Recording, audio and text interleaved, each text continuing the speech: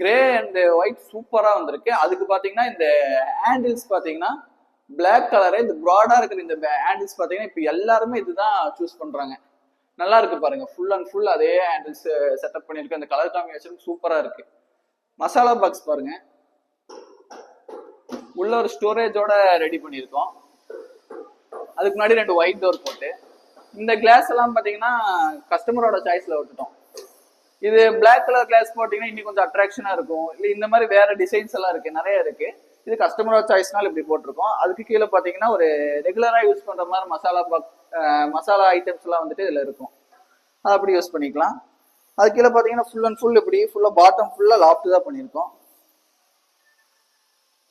அதுல ஒரு வென்டிலேஷன் கொடுத்துருக்கோம். வாஷ் பேஷன் கீழே கம்பல்சரி நம்ம வென்டிலேஷன் கொடுத்துருவோம்.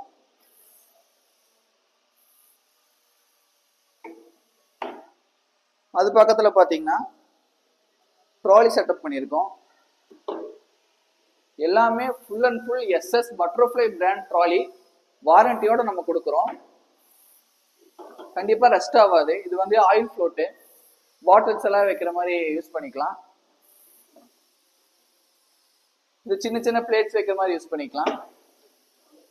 இது பெரிய பெரிய பிளேட்ஸ் வச்சுக்கலாம். இல்லை வேற ஏதாவது நமக்கு வந்துட்டு கிச்சனுக்கு யூஸ் பண்ற ஏதாச்சும் இருந்துச்சுன்னா நம்ம வச்சுக்கலாம். இது வந்துட்டு சிலிண்டர் வைக்கிற இடம், அதுக்கு ஒரு வென்டிலேஷன் கொடுத்துருக்கோம். சிலிண்டர் வச்சு எடுத்துக்கலாம் நம்ம. இது நார்மல் ஸ்டோரேஜ் மாதிரி செட்டப் பண்ணியிருக்கோம்.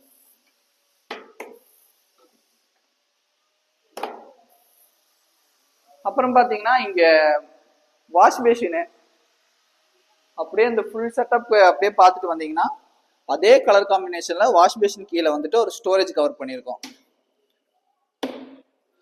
இது அதே கலர் காம்பினேஷன்ல பண்ணனால நல்லா இருக்கு.